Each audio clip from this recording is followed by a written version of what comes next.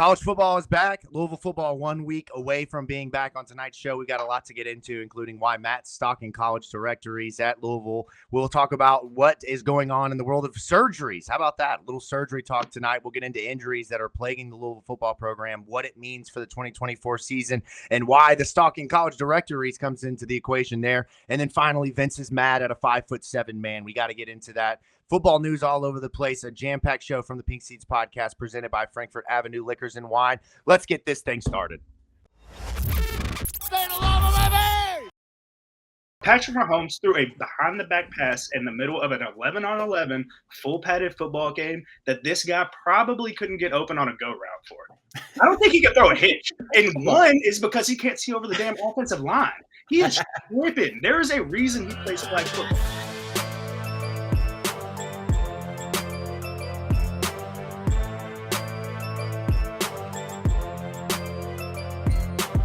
No shortage of news this week. I feel like we're right back into mid-season form from the Pink Seats podcast. Jacob Lane, Matt McGavic, Vincent Lococo, producer Keith, packed house. A lot of things to get into tonight. John Powell, a.k.a. Cardinal Strong, joins the show in a little bit to do some countdown to football quizzes and things of that nature. But we got to get into some of the big news tonight. Before we do that, of course, just see how you guys are doing. I've missed you. I want to see how you're doing. Matt, how we doing, buddy? You been busy today? Just a little bit, I'm on the way to Kroger to get Maynard here a bone so that he doesn't bark to that during this recording. And, got tipped off, checked a couple things, made a couple phone calls. And then next thing I know, I'm writing a story from my car in a parking lot at Kroger. That's awesome. Not the weirdest place you've written a story, I'll say. No, of course not. We'll get into that another time. Mount Rushmore of where Matt's written stories. We'll get at some point, maybe in the offseason next year. Vince, what's up, dude? How we doing? No, I'm great. I text you guys as a reminder for me to talk about Chick-fil-A because I went for Chick-fil-A for dinner tonight, and their whole thing's not been eat more chicken, the cow on the front, and I get it's bacon, but Chick-fil-A's serving bacon now on a chicken sandwich, and it's like I feel like they're cheating on their core values there in a way. I just had to get that off. I had to get that off my chest. But yes, I am mad at a 5'7" quarterback for thinking he's better than Patrick Mahomes. So. Okay. So while we're in the intro, we don't want to lose everyone too early, but 2 minutes, Vince. Let's go on this because let's hear it. Yeah, I get where he's coming from. You all know hold on. Reset.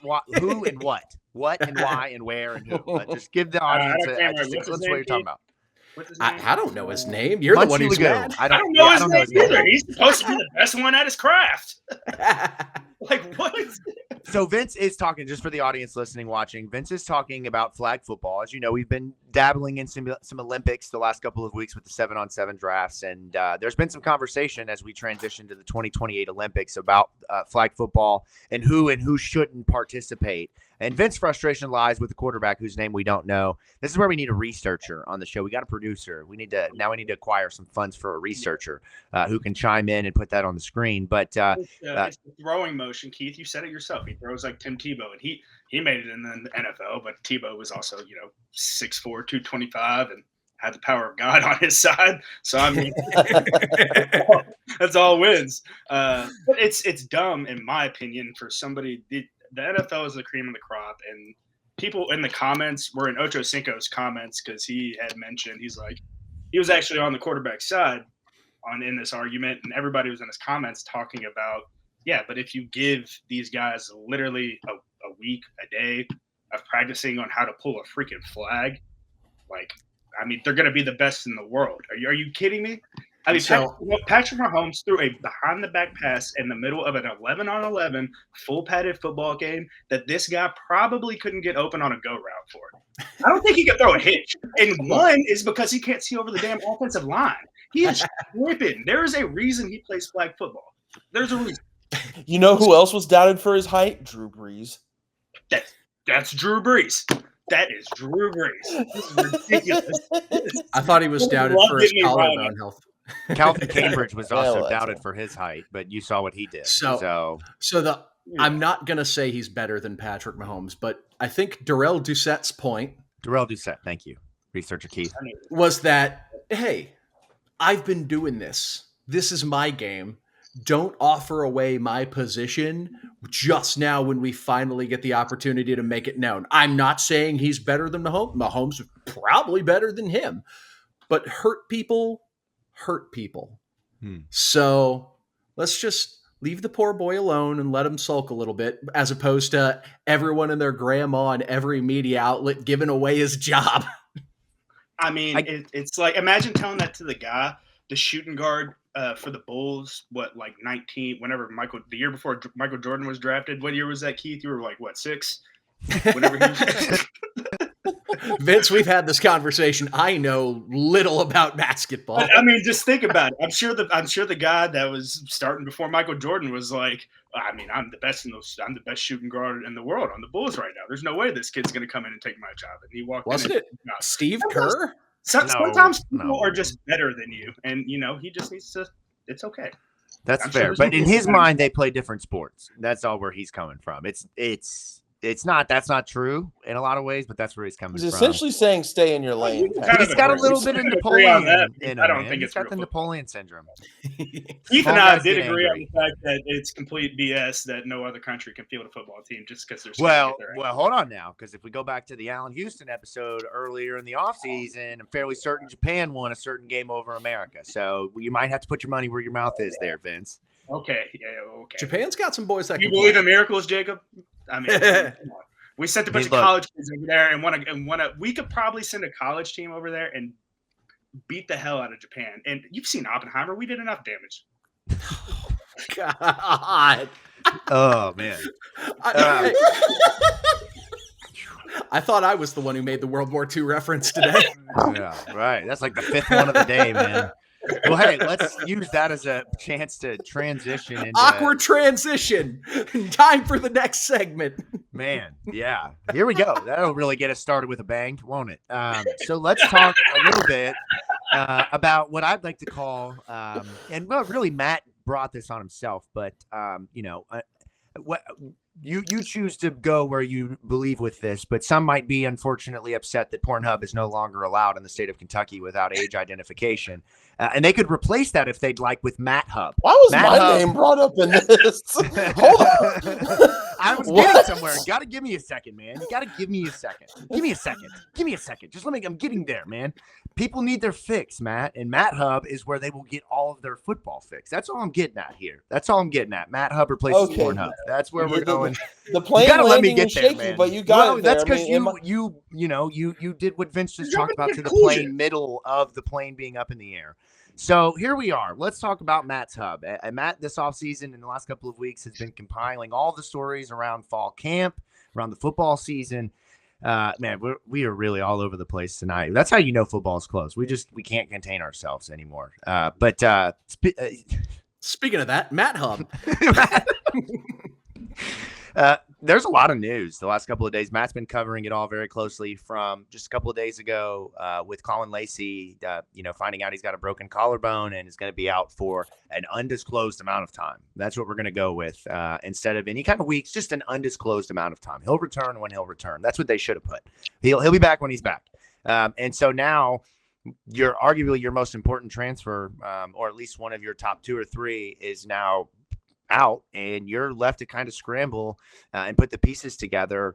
And I don't think it was a surprise to many that the wide receiver position really didn't have much room to take an injury, didn't really have much room for error, because you've got some guys up top in terms of the depth chart, but the guys that are still trying to kind of find their way up in the depth chart haven't played much. They're unproven. And that's not where you want to be if you're a team competing for the college football playoffs. So that is all really shaking things up. And now you got a situation where former guys aren't fitting in at their current spot and they want to come back, or somebody wants them back. I'm not really sure what's going on there. But now all of a sudden your wide receiver position is really kind of up in the air, because you might have a piece that you're pretty, confident in, or at least comfortable with. I guess that's a better way of phrasing it. We'll get to that, the confidence part here in a second, but comfortable with. Back in the fold. And so, Matt, let's start with Caullin Lacy before we get into Ahamari Huggins-Bruce and the student directory that you've been stalking, not just for football purposes, only football purposes, right? Just like Matt, this is Matt's TJ Capers 2.0 last year. Matt and I, every night, we're like, he's like, I feel like you got to have one every year. Yeah, he does. You got to have one, at least one. Yes. And so, Matt, talk a little bit about Caullin Lacy, the injury, the impact that has on Louisville's team. I mean, first and foremost, I mean, it's going to impact Louisville in a major way just because he was arguably the top, probably the second most important transfer that they brought in behind Tyler Shuck. I mean, you would say Caullin Lacy's is definitely the more talented of the two, but of course, the quarterback's always the most important because like they have the ball in their hand every time. But I digress. But no, he was poised to play a big role in this offense. Now, it was going to be interesting to see a someone who's a slot receiver kind of take on like the most important role. But I mean, this is the guy who was one of the most prolific wide receivers in all of college football last season. And just from watching him in spring and in fall, I mean, his takeoff off of the line of scrimmage and his ability to gain separation very quickly was one of the best in the entire wide receiver room. So he was going to be able. He's not one of those guys that you had to kind of scheme open. Like, give him any scheme and he will find a way to get open. So you're saying he's more Jamari Thrash than he is Tyler Hudson. That's what I'm hearing you say. Yes. Okay. Yes. No. Run a route tree. Hey man, Tyler Hudson was a 1,000-yard receiver, buddy. I mean, hey, he was. Proof's in the pudding. He was. He was just very slow. But Vince said it, not me.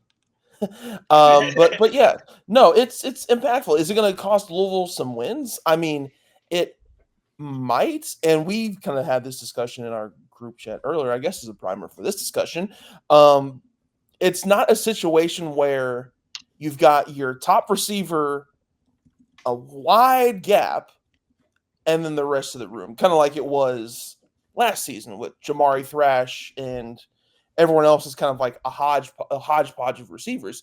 Now, at least before Lacy got hurt, you had three guys that you could reliably, go to on a down-to-down basis in Lacy, Ja'Cory Brooks, and I can confidently say Chris Bell's now part of that mix. And now instead of you being short your number one guy and you're kind of left like thinking, oh shit, who are we going to throw the ball to? You still have two guys that you can be confident and two guys who are still like you're outside of the numbers type of receivers. And whereas with the slot goes, I mean, of course, it's a huge gap in production and talent from Caullin Lacy to guys like Blue Hicks and Jaleel McLean, JoJo Stone. But those guys have started to make progress in fall camp. Now, it's not the progress like that maybe Brom would have liked to see because he made sure to say, like, hey, I'm disappointed with the lack of playmakers outside of the starters in this scrimmage. So progress is being made, maybe not the amount of progress that they would want at the slot position, but I say all of that to say losing Lacy hurts. No ifs, ands, or buts about it. But it would not hurt Louisville if this was in a wide receiver room situation like it was last year. Where I think it sucks is it's a broken bone. I mean, there's no even an ACL injury. And I get it's a year injury, but you can, some guys can do it in 5.5, 6 months. There's a time frame. I feel like there's a hard time frame on a broken bone. Like there's no getting around it. You are out for 6 weeks, and especially a collarbone. You can't. I mean, some guys, you never know. That Jalen Smith played with like a broken hand for 2 or 3 games, some form of a hand injury, and played with a huge cast on his hand. Yes, 2017. If you go back and look at the Mississippi State bowl game, he's got a huge cast on his hand, and it's like, man, like if he would have hurt something like that, maybe we could have been seeing him back earlier. But with it being a collarbone, I mean that really sucks. I mean, we have someone who's a bit of an expert on broken collarbones on the roster at the starting quarterback position. So who knows? Maybe he can pass along some tips and tricks to speed up that recovery process. If I can give him mine, and we'll just like, I mean, I would love to see him on the field. I think it's a huge hit for us. That's it sucks.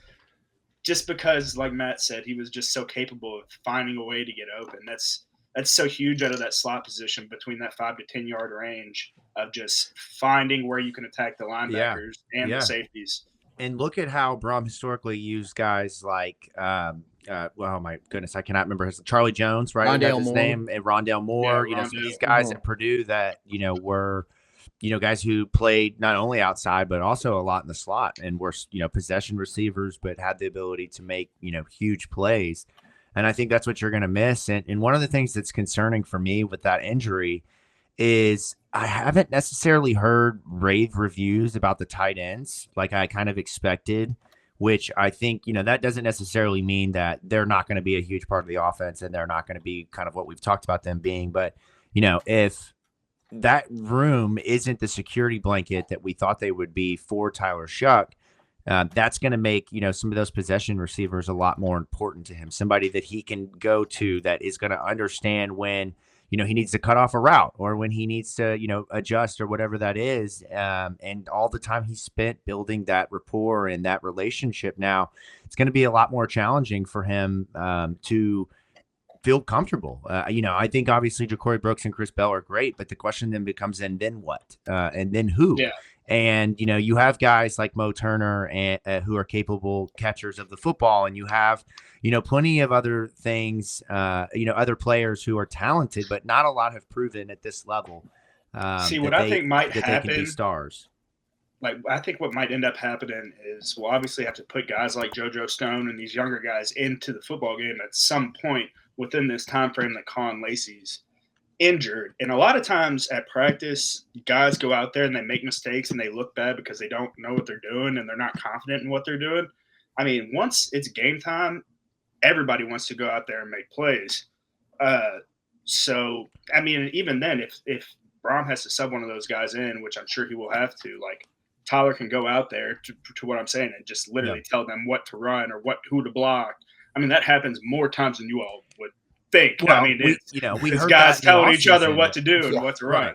We heard that a lot with Jack Plummer, in terms of, Brian Hudson even told us at one point he was literally telling the 10 other players on the field what they needed to do in the huddle. So there is a lot of responsibility on that. Colby Smith was the big one for us under the Petrino era. We had our normal signals with Petrino and them, but we had a separate set of signals with Colby. And Colby's would be like, hey, arrow, arrow, arrow, arrow. Or he'd be like, out. He'd be telling you to, like, he'd be pointing his finger like that, going real quick. But, I mean, there are those small little hand signals and things like that that can help a guy to play fast when it comes to game day. Now, you're not going to get that in practice, which is why, to what Matt was saying, Coach was saying, that guys weren't performing at the twos position. So if only there was someone who had maybe a year of experience in this system to fill in at that slot receiver gap where we're going to be missing that veteran presence this year. Matt, care to let us know about some other interesting things that happened today? Yeah, like I alluded to when we first started recording this episode, the Ahamari Huggins-Bruce rumor mill has been, we're recording this on Thursday, literally at 8:30, so about 2 hours after it actually the news broke. But I'll preface this by saying, since about Tuesday night, I mean, there's been chatter off and on ever since he arrived at South Carolina that maybe he wasn't happy, that he wanted to come back, but it never really got farther than just chatter, like just very minor things you don't really pay any mind to. And then all of a sudden, Tuesday night, that chatter reaches a fever pitch, and it goes from just chatter that you can ignore and kind of brush it off to like, oh, there's actual smoke behind this, but there's actually fire behind this smoke. So there was that. You had people saying that he's in the process of trying to figure out what to do, people researching the bylaws, myself included in that, trying to figure out like, how is that possible? And then literally today, Thursday, we're recording this now. It's now 8:30, literally 2 hours ago. I, am on a whim. I'm literally, like I said, driving to Kroger, getting my sweet baby dog Maynard a bone so he won't be a menace to society during this podcast. And I check the student directory like I have the last few days, and lo and behold, there he is. So I park my happy ass in that parking lot at Kroger, make a phone call, get a couple things confirmed on details wise on some of the logistics as we knew them at the time, and then bam. So I mean, really, it's not rumor mill anymore at this point, right? Like, essentially confirmed, he's back. but not confirmed. Yeah, right. It's confirmed, but not confirmed. I mean, Beamer straight up said during his radio show today that he's no longer he's no longer a Gamecock. So I mean, yeah. Well, let's talk about this a little bit. So he transferred to South Carolina in December, went through spring football, went through. Well, he entered the portal in December. I can't remember when he actually committed to South Carolina. Okay, we'll say January for just January being 4th. Okay, all right, there we go. So he committed in January, enrolled, and was probably on campus for spring football in, let's just say, March. So he has been at South Carolina since March now. So we're talking quite a long period of time. Has probably, I assume, been in classes. I guess you never really know with how that process works with getting paperwork and credits transferred and things of that nature, but then goes through fall camp, doesn't seem to really be finding his way into the depth chart. And this is a reminder to a lot of folks. And I mean, I'm saying this to the audience, like they'll ever have a chance in the transfer portal. But really what I mean is just a reminder of how this goes sometimes. The grass is not always greener, and a lot of players, unfortunately, are finding this lesson out the hard way. And, for me personally, I've experienced this in my professional life, leaving and, trying to pursue more money, trying to pursue a better title, only to find out that, other places' culture and things don't necessarily equate to what you were expecting and what you thought.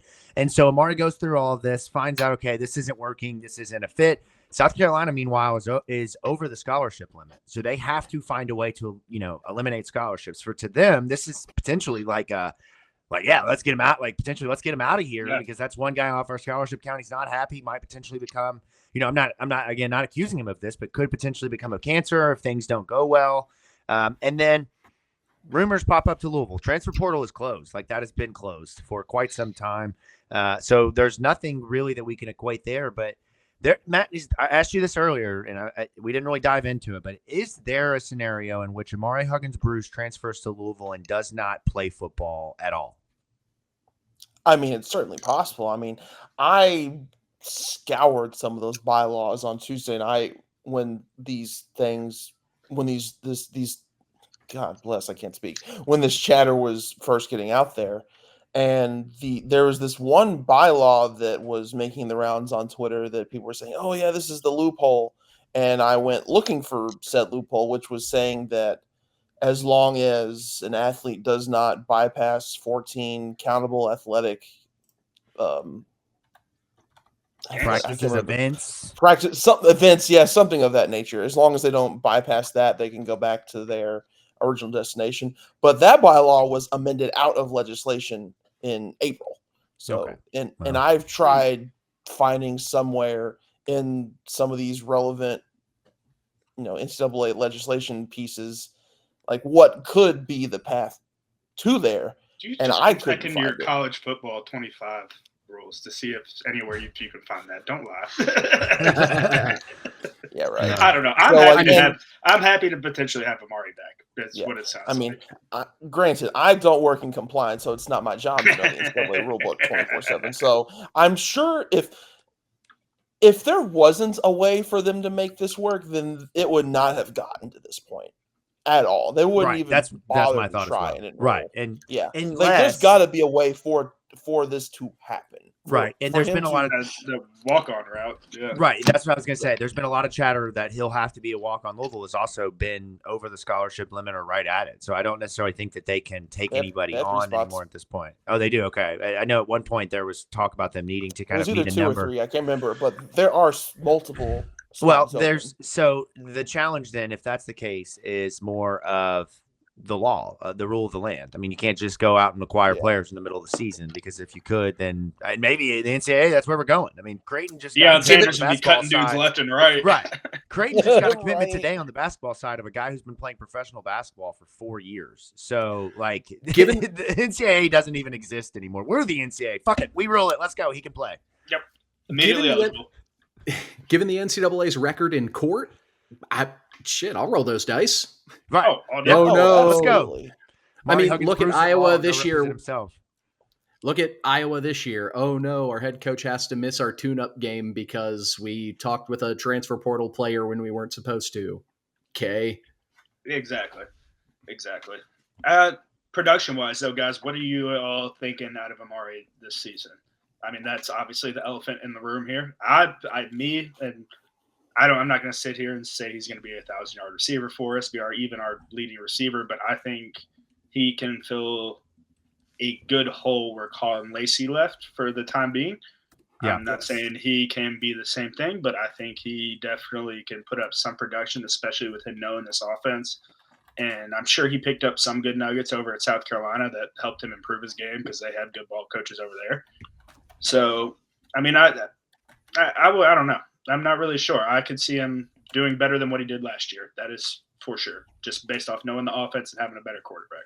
The thing with Ahmari, he has ever since his freshman year, and literally all 3 years he was at Louisville, he was a very boom or bust caliber receiver. He could go off one day and have. I mean, look, last season alone against Boston College had. This is a 3-game span. Indiana, he had 3 targets for 28 yards.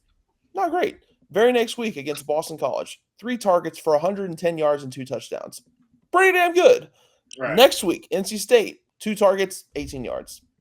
Just see, and it's a roller coaster. I think he's a guy, and I've said this for a while now, that he needs to get more north and south, and I think you need to run his routes more in a north and south direction, because if he catches the ball on like a 5-yard hitch or something, it seems like he's always looking east and west first before he goes north and south.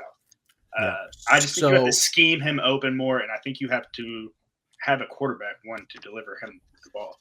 That's exactly my point that I wanted to sort of go into. Like, I was initially on we might get some moderate production out of him. But the more I think about it, if he comes back and if he's playing, this is the first time we're really going to see him with a quarterback that syncs and plays well with his game. Because Jack Plummer, we had a lot of criticisms of him. Arm strength was one of them. Like you said, he's a north and south kind of route runner. Like, his biggest strength is straight line. He's going to run past you and get open downfield. And some of the biggest plays we saw from him last season, the one that got circled around when the rumors started to swirl back, was that touchdown against, I believe it was Virginia. Where he's got a guy. He's got a guy beat by 10 yards downfield, has to basically stop dead in his tracks and wait on a Jack Plummer ball to get to him before he can get into the end zone. That's not an issue with Shuck, baby. Run as far as you want. He's going to get you the ball. So, and Louisville desperately needs a downfield threat. I mean, that was one of the big things they didn't have last year, was somebody they could consistently say, go and just outrun your man. So I think this is one of those things where just opportunity, it's a perfect timing type of situation. Like, it really is. I'm laughing because I'm thinking about the amount of times I saw this man throw his arms up in the air last year. Oh, and because he was open down the middle of the field, down the pipe, which is essentially down the hash. Up the seam, used to call it down the pipe. Yeah. Let's talk about that though for a second, because that's where some of my concern comes from. I want to address something, and we asked Twitter for their questions and what they thought about this, and one of the instant questions was what happened at South Carolina. Like this, I get this is the day and age of transfers and doing what you want, but you left Louisville to go to a school that you presume to be a larger school, or a school with more opportunity and a bigger conference. You're only there for a few months and then you're back, right? Historically, there's been situations like Vince just talked about. I think there were some places that are, a couple of times where Ahmari took to Twitter to voice some of his frustrations or make comments about, like, I was open or things like that, that, I just kind of show maybe a little bit of immaturity. So, and then the other thing is, again, he left Louisville. I think there's, for a lot of guys who have production, when they choose to leave a school, it's maybe because the school doesn't value them at the financial level that they value themselves at. So I think there's a lot of different factors at play here that could make this an ugly situation if things aren't communicated expectation wise up front. And Ahmari understands that this is like there is no 3 strikes like type of situation. If you cause problems, you will be gone, and you will not. It isn't, it's a privilege to play for the Louisville football program. You chose to leave. We found a way and are welcoming you back because we have a need. We want to make this relationship work. So now it's up to both parties to move forward with the expectations that are set, and on Ahmari to just go out there and play ball, man. Just do your thing. You got a quarterback now, and I think that'll make a big difference. And I'm sure Jeff seems like the guy that would be like, all right, if you have a sincere apology towards me, maybe for leaving in the first place, I'll accept it. And another thing is, it's like put yourself in the head of Ahmari. I believe his freshman year was 2020, and we had a shit year. And then even Sats last year, he didn't have the best year. It's like he wants to win more than anything. He wants to be a winner on the football field, and that correlates with him obviously getting stats and numbers too. So I'm sure he, caught sniff that South Carolina wasn't going to be that good this year either. Maybe. Redshirt freshman Lenoris Sellers might not be all he's cracked up to be, and maybe he figured. And one good start quarterback with goggles. It's like the long hair. It's like the long hair visor stat that Pardon My Take always says about the Super Bowl. There's never been a long hair Super Bowl winner. There's never been a visor Super Bowl winner. When's the last goggles quarterback you've seen? Yeah, well, hey, man. I think it's just an interesting situation. Not hating on the goggles. It just doesn't correlate. Right. No, I think, goggles as a quarterback. I think we got some problems there if you're wearing goggles as a quarterback. I'm not going to trust the vision, man. Jameis Winston didn't even do that, and he had to go get LASIK eye vision as a third-year quarterback in the NFL. Yep. Yeah. All right. So final kind of question or talking point here on this is, does Ahamari Huggins-Bruce, if he plays and he comes back, obviously you have those first 2 weeks to get snaps in, and he's in football shape. He's been going through workouts, and he's just missed a couple practices, so it should be fairly simple. Maybe there's some nuances he needs to learn and wrinkles that have changed and things like that nature, but should be fairly plug and play if they can kind of figure out the whole walk-on scholarship, whatever that looks like. But does his presence change anything? I don't think it drastically changes anything. I don't think we win any more or any less games with Ahamari Huggins-Bruce on or off the roster. I just think it adds I feel if Lacy was here, I would feel really, really good about the receiver room. But, with his injury, I feel confident that there's a replacement there, that there's not going to be an extreme drop-off in a lot of ways. That's how I feel. Yeah, it gives time for the youth that we sort of expected to fill this role initially when we were speculating about, who's going to step in for Lacy? Gives them a little bit more time to grow and develop players like Blue Hicks, who I think a lot of us were speculating was going to fall into that role. So just gives them more time to develop and split more reps. And then if Lacy's able to come back healthy this season, great. Competition. Can he medical redshirt, Matt? Question for you. I don't think that's going to be an option. If I don't have innate knowledge of what the plan is on that front, but if just guessing, I don't think that's even remotely something he's considering. Yeah, I was just thinking, collarbone, man. That's not good for receivers, especially whenever you can't.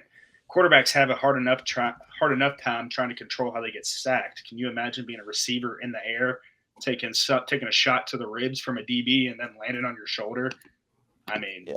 Not for the weary, man. All right, closing thoughts, and then let's transition into the next part of the show. Anything we want to add to this to put the bow in the conversation, or as Matt says, close the book? Right. I just think with Ahmari, if he is ready to, let's say best case scenario in terms of the process to actually be able to rejoin the team and the acclimation process, purely hypothetical, if he is somehow, some way ready for the first 2 games of the season, or maybe not, give it a couple games, it gives Louisville someone with experience in the system and experience at that, significant experience at that level out of the slot. Because Louisville has some options that they can go to in the slot, but they're mostly younger and unproven guys like Blue Hicks, like Jaleel McClain, JoJo Stone, guys who have shown promise and flashes at times at practice, but are still young and still, I don't want to say still adjusting, because they've been at the college level for a little while now, but don't have the capabilities of someone who's entering their senior year and who don't have the amount of experience with this system. So do I think Huggins-Bruce is a game changer? No. Do I think he's a better option in the slot than Louisville has currently at their disposal? Yeah, I do. Question for you all before we turn the book. Sorry, Jacob.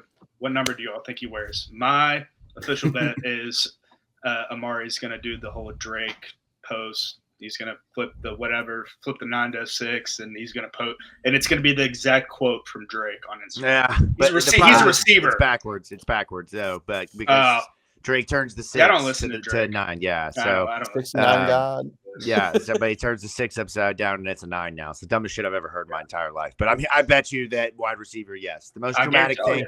What's the most dramatic number he can pick? 99 or 6? That would be sick. That would be so funny. No, double lot. Yeah.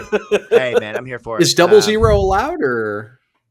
I know it isn't basketball. I don't know about football. Yeah, I thought it was just single 0 right now, but I'm pretty sure just 0. It's just 0.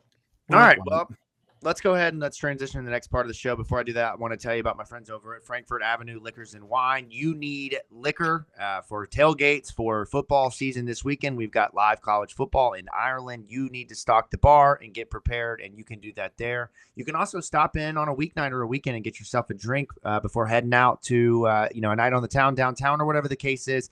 They are the spot to be. Full packaged liquor store as well as a bar with award-winning mixologists, a ton of drink variations, all the best bourbons and liquors that you can imagine, and of course those local craft brewers that you love so much. Check them out, 2115 Frankfort Avenue Liquors and Wine, 2115 Frankfort Avenue Liquors and Wine. Check them out and be sure to support them. Let's talk about breakout players. We've spent a lot of time so far talking about guys that, like Caullin Lacy, that we knew were going to be huge portions of this team. And with that, opening now gives an opportunity for guys that haven't had chances or are new to the team to step in and make their impact felt. And so I wanted to look tonight at guys that can be breakout players. And I wanted to walk through on the offensive and defensive side who some guys are that fans that maybe have been kind of checked out on the offseason and aren't familiar with the roster or necessarily haven't been paying attention to some of the fall camp and are just tuning in for the first time. Players that are going to probably have their name called a lot more than they did. And real quick, I want to throw this caveat in. I looked up what's the definition of a breakout season because I've had this argument plenty of times. If you had 0 catches and you got 3, is that a breakout season? If you had 10 catches and now you got 20, is that a breakout season? Some could argue. But according to Google, a breakout season for a player in sports is a season where the player shows significant improvement. So I think that's where we kind of have to hang our hats there on that phrase and their performance or makes a big impact on their team's success that they have not done before. So I want to open up this question, and I really like the way we've done this no repeats thing so that we can keep the names fresh and have some options for the folks that are listening. But I want to walk through. Okay, noises are okay. We're all right. It's okay. All right. We're okay. It's all right. We're human. Okay. Yeah. After Vince's comment earlier, now every noise he's like ducking because he's just afraid of the retaliation. but I want to walk through some of the breakout players on the offense and defensive side of the ball this season because there are a lot of them, and we could go in a number of directions. So I want to open this up. Each one of us, we can, offense and defense, and I want to try to relatively keep this segment quick here. As we get into the countdown quiz. I'm really excited about that, to bring John on and to do that. So let's kind of run through this with offense and defense. And guys, if you don't mind, I'm going to go first. Okay. I'm hoping I'm not taking anybody's. I put mine in the chat or in the document so you guys knew where I was going to go so you could have your time to plan.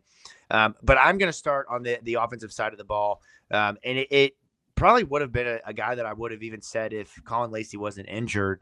Because if you check the tape and you go back to late last season and into the early beginning of this year, I said on this show that Qatar 6 was a guy that I believed could be a breakout player, potentially one of the next stars at Louisville at the wide receiver position. Obviously, there's been some comparisons to some of the great slot receivers in the past just from a speed standpoint.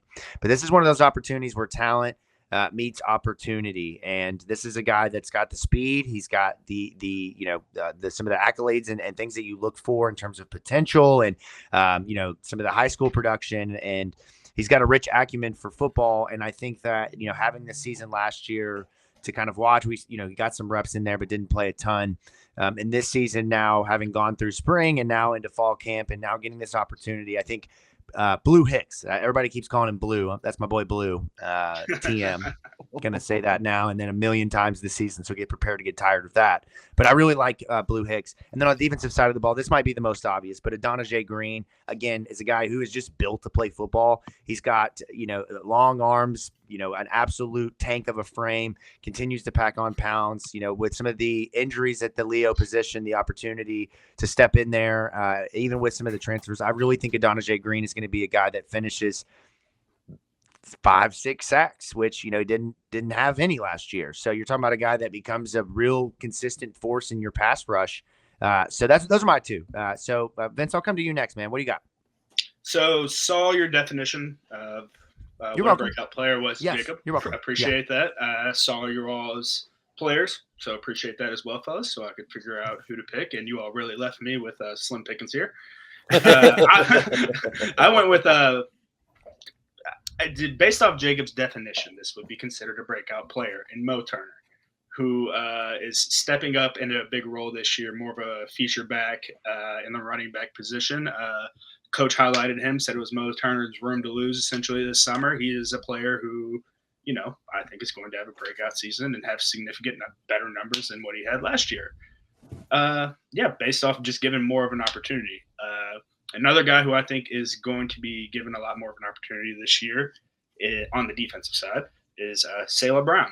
He is my defensive breakout player based off of rotation. Destel and Jared Dawson technically can't have breakout seasons, in my opinion, because they've been like starters and dudes. So I was like, where can I differentiate? And I'm going to stop you real quick, Vince. I don't know what Salah Brown has, but he did not practice once in fall camp or dress. So I know he's hurt in some regard. I don't know the severity of it, but still could have a breakout season though. So yeah. Back half of the year, guys get snaps. Yeah, sure.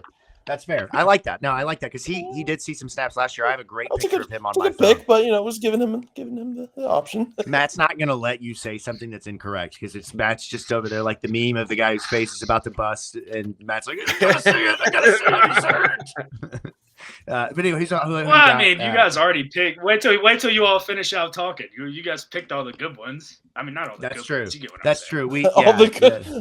Everyone else on the roster, like, what did that Trinity boy say? I mean, y'all had alternates and stuff. I'm like, I mean, I'll just. Well, yeah, you can steal the alternates. Yeah, steal an alternate, Vince. I got to start putting the list of rules in here. No, go ahead, Keith. You've been watching football since the 60s. We get it. Keith invented the forward pass.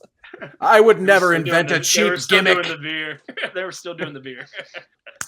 So my breakout young star is a whippersnapper at the age of 67 named Tungsten Arm O'Doyle.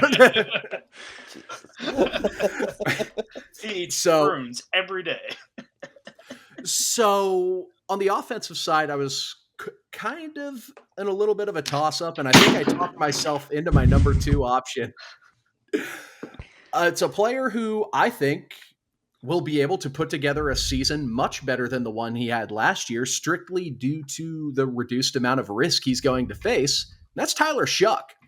It's a bit of a obvious in plain sight pick because, it's a starting quarterback. How's that a breakout? So for the people concerned about the health, I did a little bit of digging, and I found an interesting nugget when it comes to stats on Tyler Shuck. He played in 4 games last season as a starting quarterback, 48 carries. So I did a little bit of math. You plug that in over a 14-game season like Louisville played last year, that would have been 168 carries on the season. That would have been Isaac Garendo only had 132. So he was really relied on in the Texas Tech run game far too much, in my opinion. And I don't blame them because he's a great runner. But when you're running your quarterback like a team's RB1 or RB2, you're asking for a disaster to happen. Now, is Jeff Brom going to run him? He's probably going to see some designed runs. We saw some speed options and some reads and spring ball, but he's not going to carry the ball on pace for 150 carries in a season. So he's going to take a lot less of a beating.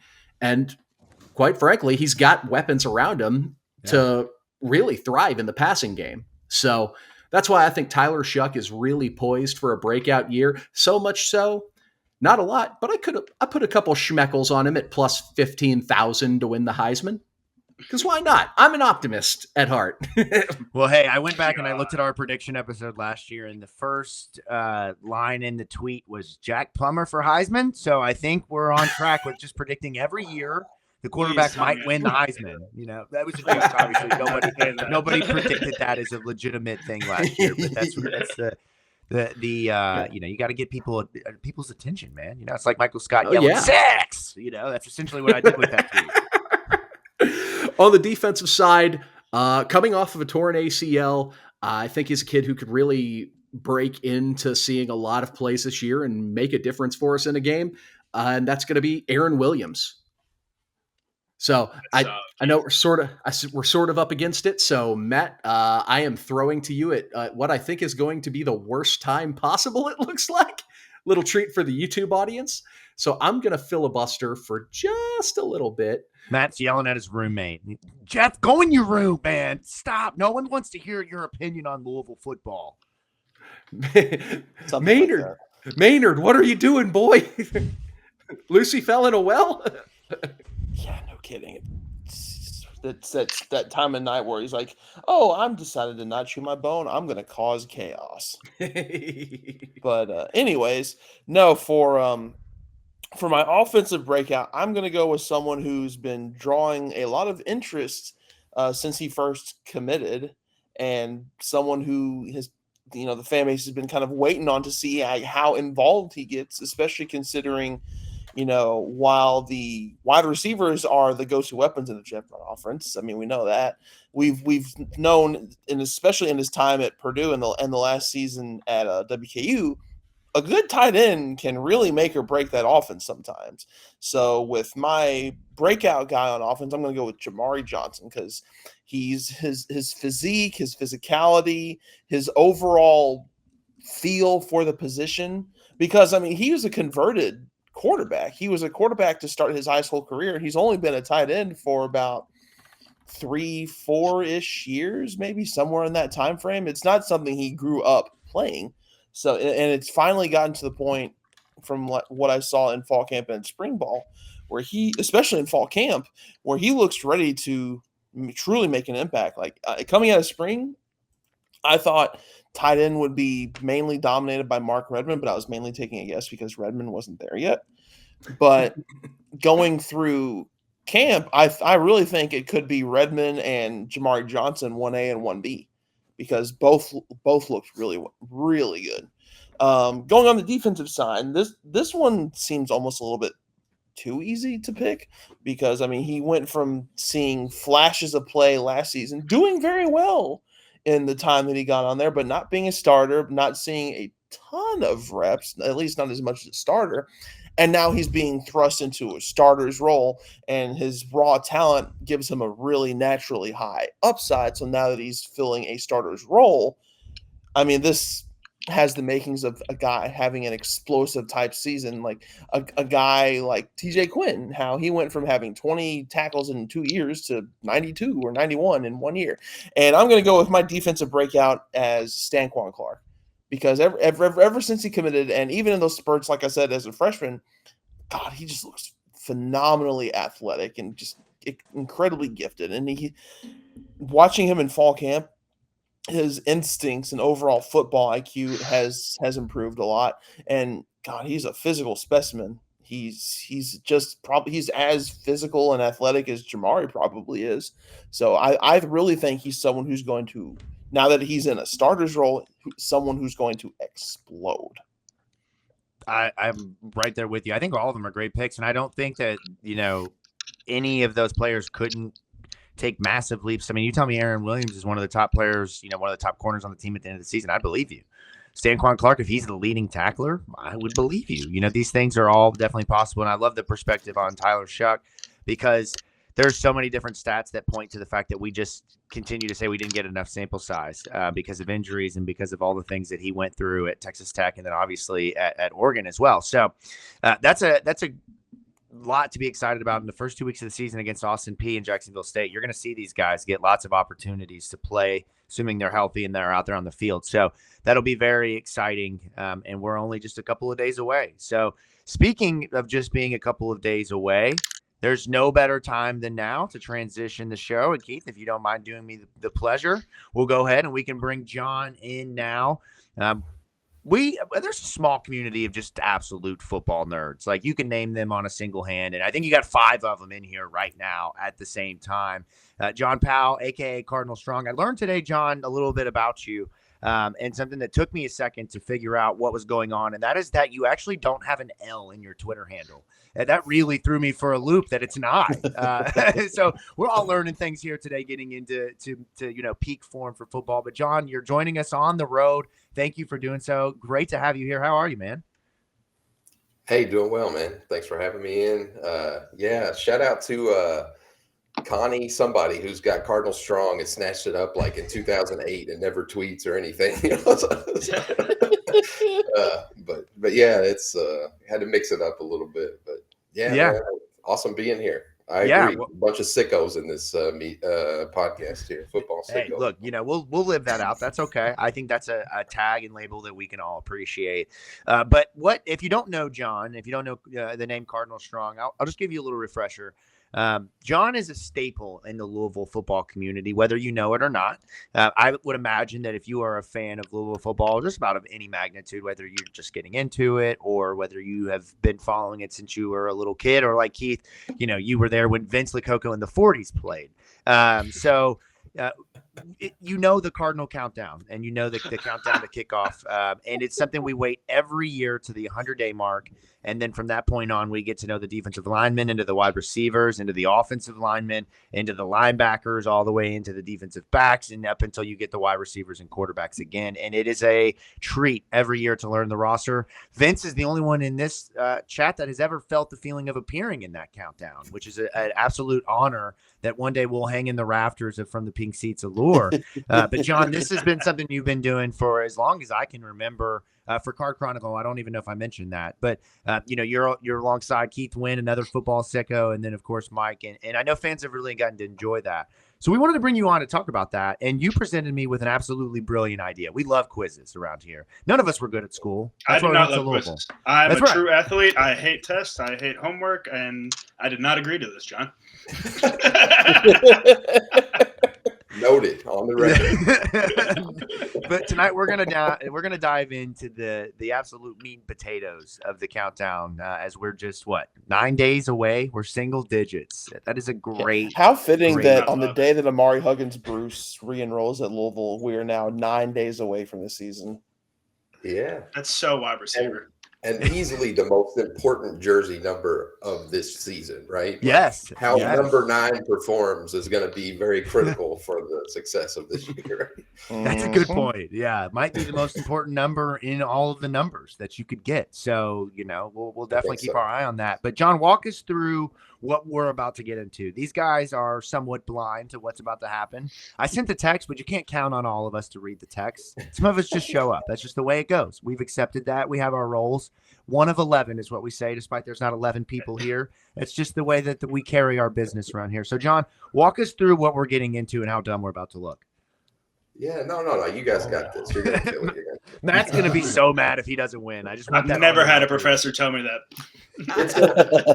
It's a group effort, cumulative. It's a group, it's like a group project at school, right? So somebody's going to dominate and everybody gets the credit at the end, right? So that's I was good at those projects, John. I was great at those. See, John, there's 2 kinds of people in life. There's people like Vince and there's people like me. I am the one that does the work and Vince is like, do the work. And then Vince shows up and gets the credit, man. That's the way it goes. Hey, we give Vince a slide to read and he reads it. Yep, that's how it goes. We gotta get Vince on the ad reads every week now. Oh my God! We tried. There's some good bloopers on that. Oh yeah. So here's the deal. It's pretty simple. I've got 8 categories, right, that you can choose from. And the idea is there's 4 players, so we won't be here all night, right? But I want you to try to identify 1 player at a time. You can pick from each of those 8 categories.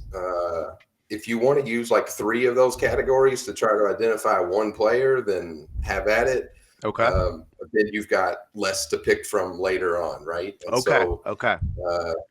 I'll for our listening audience and viewing audience, I'll go through the categories. But if you guys forget, feel free to shout it out, and I'll remind you. So the categories are number, right? So I'll tell you the player's number on the roster. I'll give you the height weight combo. I'll give you the position, the class that they're in, which good luck in the COVID year. Hometown. So if you know the hometown background of these guys, then that might help. I've identified a key stat. I'll call it just something that I thought was special enough that might help you separate that individual from other players.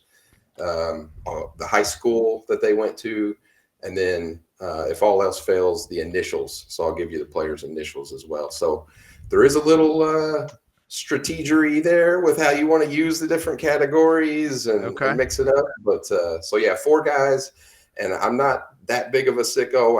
I tried to go like too deep. You're not getting walk-ons and stuff here. So trying to be a little bit fair. But I talked with I don't know if you guys are sponsored by anybody, so I don't want to, but I talked with FanDuel. We set the line at 3.5 out of the 4. So place your bets, I guess, accordingly. Okay. All right, fellas. Well, let's cooperate and get along. I think that's the way we attack this. And on this, though, I saw us all, or majority of us, taking notes. I don't think Matt's hand moved, but I was taking notes. Jacob was taking notes as well. I am, in fact, taking notes. Notes are all up here. Yep, I'm right here. All right, John, let's do this, man. I'm ready. So you guys throw out like first player number 1, and I've got evidence of the players listed here, so you don't think I'm switching it up on you or anything crazy later. But what's your first category that you're going to pick? Ooh, what do we think, guys? What's the low hanging fruit here that we can absolutely dominate on the first row? I feel like we got it. I don't want to go to initials because that one just. I mean, number. I feel like number would be Numbers one. I feel like we got to get. Number is easy sometimes. Okay, let's go numbers for 500. Right. I feel good about it. All right, first player, the number 99 is the jersey number. Got it. Got it. Desmond Tell. See, let's go. Dominated, guys. Okay. Yes, there we go. All right, we're rolling now. Yes, we got one under our belt. We are not Scott Satterfield against Syracuse. Let's go. Oh, man. All right, what we got? What's number 2? All right, second player already. Have at it again. You choose the category. What do we think here, guys? I don't feel confident with hometowns just quite yet. I'm feeling a key stat might help me is kind of where I'm we can do 2. We could go hometown and high school, right? Yeah, let's do hometown and high school. Okay. Right. All right. Well, wait, before we lock that in, isn't that sort of the same clue but in different that's a good branches? point. Might be able to help you though. I was thinking key stat, and then maybe we try to go height weight if we can't figure it out there, but I would be fine with hometown as well if you want to do hometown or high school. One of the 2. Don't pick both to start. One of the 2. Okay, I'll let you all decide. One of the 2. We'll go high school. High school. Okay, high school. All right, that's great. All right, so for player number 2, the high school is Belen Jesuit. Oh man, Keith and Matt, man, you guys got to be the ones here. Can we ask for the state? Or is that be like hometown, Matt? That's hometown. So we might have to go key stat. I think we're gonna have to key stat layer this here, guys. Do we feel confident going into too deep here? Okay, let's go key stats and narrow this down. All right, key stat for this player is scored 2 touchdowns against Florida State as a freshman. Oh my gosh. Okay, so offensive player. Okay, we can narrow it down to that. 2 offensive touchdowns against Florida State. That was not last year because I don't believe Louisville scored 2 offensive touchdowns. Was it that like 48-16 blowout? Is that the game I'm thinking of? I don't know. So I don't know. Have to be. So that would be like into the Vince era, right? I mean, 2 as a freshman. Man, this is tough. If we go to a third, we're going to really shoot ourselves in the foot here to the end. Right. Against Florida State. We almost have to go hometown, though. Like I'm thinking class to try and narrow it down just to make sure. Well, it's going to be senior. Senior, yeah, like it's got to be. Yeah. So it's going to have to be an OG. Well, I'm trying to think. Ahmari? No, because I'd be he's quick from getting that. He's from Dillon, South Carolina. No, that's Yeah. right. That's right. That's right. That's right. Played Did at Bell Dillon High play School. much as a freshman or in his youth? I don't think Bell. Bell and Jesuit doesn't sound familiar with Bell. Jesuit. That I sounds remember like that standing out.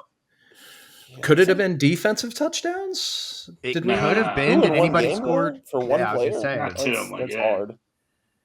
Oh my god, Man, this is bad This is- for audience viewing here. Skip through this, folks, I know, because we're seriously. still struggling. We got I'll to give narrow you a this hint. down. I'll give you a hint Okay. for free. Okay. Think like what happened in the off season that was pretty significant Okay. in terms So of this is. roster development. Is this Caullin? Oh man, is it Caullin Lacy? Like, guys, is that who this is? 2 touchdowns against Florida State. Transfer important. It's got to be Caullin Lacy. Corey Brooks. Did Did Alabama Bama play Florida State? No, I don't think so. Did South Alabama play Florida State? That's the question. I I don't wasn't even thinking think- transfers. I wasn't Yeah, even I thinking wasn't about either, that, yeah. man. We're gonna have to go. Class isn't gonna help us here, so we're gonna have to go. We've already used numbers up, and now Oh, we God. use high school. I'm Do we do gonna vote initials, Brooks. guys? I was thinking we just go for it. If we miss, we Okay. miss. Because I think the I'm last Yeah. pretty sure Bama has not played Florida State in the last few years. I'm almost certain of it. Yeah, So I I'm don't with think that it's on that Brooks. as well. Go late. Okay. Man, I want to Let's say go just- Lacy. Yeah, that's what I'm feeling too. Is Lacy. wait. Hold on. Miami running back Cheney. Did Cheney? Ooh. Donald Cheney. Ooh. Is Jesuit and that's is that a ACC? school? Yeah, let's lock that in. I feel confident about that. Let's go Donald Cheney. Final answer. I think we'll go Don Cheney. Final answer, I boys. like that look. Donald Cheney, Lock it let's in. go. Oh, wow. Good job, Keith. Nice. That was From the huge. depth. Let's go. All right, man. We're 2 for 2. Let's go. That was All right. tough. No, All next, right, next all two right. are going to be Next- tough business. next, we got to help our audience here. Yeah, next guy. You pick categories. Where the categories Initials. list? Height, weight. Initials. Oh, Initials will I feel the problem is though if you get somebody that's got like I mean I can't think of anything off the top of my We head. still have like- class left. We still have class True. left. Yeah. Okay. All Yeah. right, class really narrows it I down. mean, you guys have five left for the last 2 players. That's pretty solid. Okay. So, Okay. So we're all missing one clearly because I only have 4 available that I'm showing on my notes. So we've trust used the number, notes. key stat. Yeah, number, key stat, and high school are the only 3 I haven't used so far, right? So, Okay. So that leaves us with class, hometown, initials, height, Okay. weight, and position. and position. Oh. Okay. Yeah, that one helps. Oh, we got position. Okay. We should have went Yeah, with go position. cool. Yeah, Let's that do would have helped position. us last time. Position. Yes, we'll start with position. All I like that one. All right, position, wide receiver. Okay. Okay. Wide Okay. receiver. Uh, And then what do want we to go think the initials and just knock this bad boy out? Let's do it. Yeah. Wide receiver initials. JB, Ouch, Corey Corey Brooks, yeah. Brooks. nailed it. 3 for All 3. right. Jamon Brown. All right. Yeah. You're Jamon Brown. The under betters are shaking in their boots right now. It's- Here we go, folks. We're about to go 4 for As they 4 to should. show our true sicko behavior. All That's right, fellas. So you got Do 3 we- categories left. I mean, you can use all 3. I can Let's just do throw them at you. Let's just do initials yeah. first. Yeah, That yeah. feels like. No, we used an initial. Oh, do we already. need this? Okay, sorry, my fault. My fault. Yeah, We we got got class. Yeah. Yes. class, okay. hometown, and height, weight. But Okay. So I'll go height weight first. 6'4", 300. Oh, we got defensive Ooh, lineman big boy. or an offensive lineman. That's offensive lineman. not Mendoza. Too short. Class, red shirt, junior. And hometown, Indianapolis, Indiana. Okay. I think that's this is your area. Niagara. Mm. Is Niagara 6'4", though? I thought he was more like 6'3", 290-ish, but Well, I mean that's pretty close. I'm a bad so I judge guess at you can that round because it. I'm technically 6 foot if you look at any program. That's right. true. 6 Oh. foot, 6'4" with the spikes on. All Exactly. statistics per Rocco Whisper. Okay, give me those 3 Curse one you, last time. Rocco. Yes, 6'4", 300, red shirt, junior, Indianapolis, Indiana. Okay. Indianapolis. Is Austin- Is Austin No. Collins from Indiana? Austin Collins No, is he the little better guy go. that played at Perrysburg, Ohio, is where he finished his high school career. So we're marking that one off the So- list. Yes. Is Monroe Mills a Texas guy? Do we know? I don't think he's an a Indianapolis Texas guy. Yeah, I don't think he's an Indianapolis I'm native. pretty sure he is. Yeah. Also, Okay. Monroe Mills, he's like a 7th-year senior, I thought, or 6th-year I senior. think Well, Mills you know, has again, another year. The only juniors on the line is Niagara. Niagara, Okay. yeah. Okay, so we got Niagara on the defensive line. In terms of juniors and seniors in the upper class, we know Ramon Purier is from Louisville. We know Jared Dawson is from Murfreesboro, Tennessee, if I'm not mistaken. We know Des Tell is from Atlanta. We know Thor Griffith. I don't know where he's from, but I don't think. Portsmouth. Okay. So there we go. So From we Harvard. mark. Yes, thank you, Harvard. Okay. Oh, Uh, no, he's a recruit. He's not on the team Yeah, yet. and then let's talk about the other guys that transferred in. So Vic Cutler, I don't know where he's from. He's a senior. Oh, Right, okay. it might be Cutler. I think he is an Indianapolis guy. But he's a senior, I thought. Ooh, this is where initials would be really nice. Man. Okay, well, we're gonna have to guess this one, and now the bettors are really feeling good about themselves here because we're at a. I think we've narrowed it down to the offensive line. Okay, I think Rasheed Miller I is think a so. Georgia guy, and then I'm trying to think of some of the other transfers they've brought in. Michael Gonzalez is a junior, but I'm fairly certain, or a senior. He's a straight up Mendoza? senior. Yeah. He's I'm Mendoza- fairly certain. a Mendoza's senior. 6'7". 6'9". Yeah, Yeah. So I think Niagara is where I'm leaning on this. yeah, and he went to Northern mean, Illinois. I'm I leaning mean- towards Cutler. I think we got to let you two play rock, paper, scissors for this one. Are you on shoot or are you on On shoot. three? On shoot. All right. This is great for the listening audience. All right. One, two, three, shoot. shoot. What? Y'all- We both y'all threw just did scissors. not say paper, rock, scissors. Right. I'm like, Y'all what? said Who one, doesn't two, say three. rock, What paper, the scissors fuck? before they go? All I've right. never heard that in my life. All right. Rock, paper, scissors. shoot. Double paper. Back to back. I hate you. Rock, One, paper, two, scissors, three, shoot. All right, we're going All right. Niagara. What's the Producer answer? Keith from the depths coming back. It is Niagara. Wow. Look at that, guys. Nerd. See? 4 for 4. Undisputed. The only roster recall champions 2024. I'd like Put it to on the take plate. this opportunity Yeah. to thank God for the skill of recall. I'd like to thank God for introducing me to Matt and Keith. This is a great moment for us. We've worked really hard to get here. It's not the end. This is just the beginning, and we're going to keep working hard at this. And guys, we think we're going to accomplish greatness. And tonight's just the first step. Yeah. How about that for an acceptance speech? That's I great. was I about to would- say, about to tear up over here. I would like to thank myself for having a Herculean, absolutely rigid brain. For being able to recant the Beefy Boys and pull all of the Beefy Boy stats out just like that, man. That's we've all got our role, 1 of 11. That's the way we roll around here. I love to see it. This has been fantastic, John. What do you do during the season? We're going to continue some of the play reviews. What do we got going on this year, man? I'm excited to hear from you. Yeah, so that's the goal.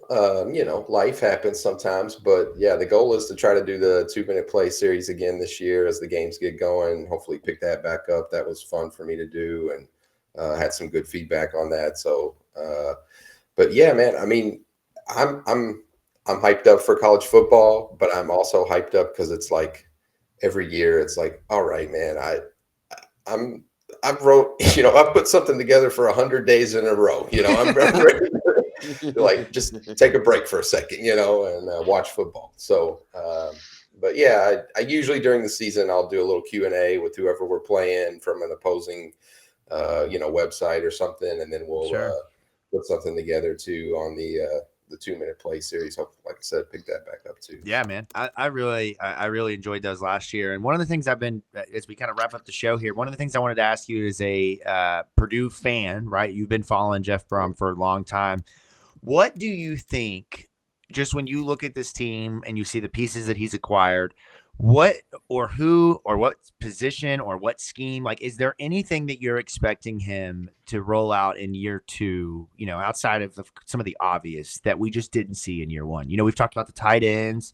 We talked about some of the, more running, running plays with the quarterback. But what do you, from your knowledge of following him at Purdue, what do you kind of expect? Yeah, I mean, like you said, the easy answer is tight end, obviously, right? Like, I mean, that was just like a disappearing act last year to some degree. And I mean, no offense to Kuriski and the rest of the crew there who were, doing the best they could, but it just was a completely absent part of the offense that he utilized quite a bit in every stop that he had been in before, So I agree, like Redmond's probably the man heading into the season, but I really like Jamari Johnson. I think maybe it's not this year, but at some point he's going to be that guy. But I've also just got an affinity for tight ends in general. Like I was a huge Mickey Crum guy. Nice, I've got a Hickey guy, like even Marshawn, just that's one of the best positions on the field. If you can it's very hard to put your hand in the dirt, block, and run a route. I mean, like you have to be skilled to do that. That's right. Yeah. That's yeah. right. So, right. Versatile is what we call those. That's the easy answer. But I do, I'd really like to see somebody like, with, I'm sure you guys were all over the Huggins-Bruce stuff earlier before I hopped on, but, if he's not that guy, then like Blue Hicks or McLean or somebody like that to step in that role in the wideout position, I think they can eat up, pretty good this year too. Hopefully take a little bit of advantage with Brooks and Bell, taking some heat on the outside. But I mean, we got to have somebody step up. Last year with Thrash's production kind of dropping a little bit, it was a little disappointing to see the wide receivers not kind of take that next step. So hopefully we get that a little bit better this year. So. Yeah, absolutely. Well, this has been a fantastic show. The official last show of the off season. We made it. It's actually felt like the shortest off season we've ever had in terms of planning and getting the content out. Like there's been years past where like sick of me sending you all preseason TikToks. I mean, I'm so jacked for football season. It's not even funny. This is the time of year that we all love. I know we've all been patiently waiting, and the time has come. Louisville football. Next Saturday, we'll take the field. We'll be out. You see this beautiful background in the video. Hopefully, we'll have a similar type of weather and beautiful day where God blesses us with football. And guys, I can't wait. I cannot wait to have a cold beer in my hand to be watching football with all my bros. Man, I can't wait. I cannot wait. It's going to be absolutely food great. Spots. I'm excited to try that out. Yes, that's right. What we got, John? We'll save that for the preview episode next week, Vince. We'll have to reveal the new food lineup for you. There we go. Yes, please. Yeah, I got a quick note. I'll let you guys get out of here. But just in general, so I don't think I can term myself a OG content creator, but for the purposes of this argument, I'll make the statement. I've been around on the internet for 13 years now, so I'm getting old. But the reason the Cardinal Countdown exists was because I felt like at the time, like I was hyped for Louisville football. We had Charlie Strong, Teddy was here. Like it was the precursor actually to the BCS season where we went to the Sugar Bowl. And I just felt like, man, we're like, this is a sports hungry town. And I just felt like we went days and days and we wouldn't get content about Louisville football. And so to give you guys your flowers, like I just, I'm a huge fan of the podcast. I love almost, consistently every week, like you're churning out something to chew on and digest and talk about Louisville football. And, Matt's kicking out stuff like daily, to read up on and read through. And so it's just a completely different shift from where we were, 5-10 years ago in the coverage of the team. And so as a fan first, appreciate all you guys do and the way you cover the team. And, I'm like, hey, there are other people who want to talk about like backup offensive tackles on June 20th, Like, Oh I yeah, tell you Specializing. what, like we every exist. at least, and whenever I was there, we all looked at the Cardinal countdown every single year. And I mean, me personally, being a walk-on, I'd always be nervous if I'm going to get skipped or whatnot. So the fact that you include even the walk-ons and people like that, that's the coolest shit ever. So that I really appreciate that. Yeah, no problem. I enjoy doing it. It's a good time, trying to be positive with everybody. I think I had Vince as like a starting fullback a couple seasons projected, Yeah. Damn knees. I can always be one of those guys that, man, if I wouldn't have torn my ACLs. That's right. Yeah. Cardinal Strong said I could have been the guy. But no, in all seriousness, appreciate all you guys do. I was repping the shirt tonight. Let's go. That's the second person to wear the shirt on that. I'm here for it, man. I'm here for it. Well, thank you. That was very nice. I'm going to cry over here just on a Thursday night crying in the club, man. That's just the way it goes. But it's been a great episode. And next week we do our first game preview. We'll have our predictions for the season. I know I said last week we'd have an announcement tonight on the future of the show. That will come next week, a little bit more fitting with where we're going as we head into the game into the second week and all the things that come with the season progressing. So stay tuned. Be sure to follow us. Subscribe to the YouTube channel if you haven't. Be sure to check out Card Chronicle and all of John's work. And until next week when we have Louisville football and we're talking about the results of Florida State and Georgia Tech. Until then, ladies and gentlemen. Robbie. Come on, Robbie. Go Cards. We'll catch you next week.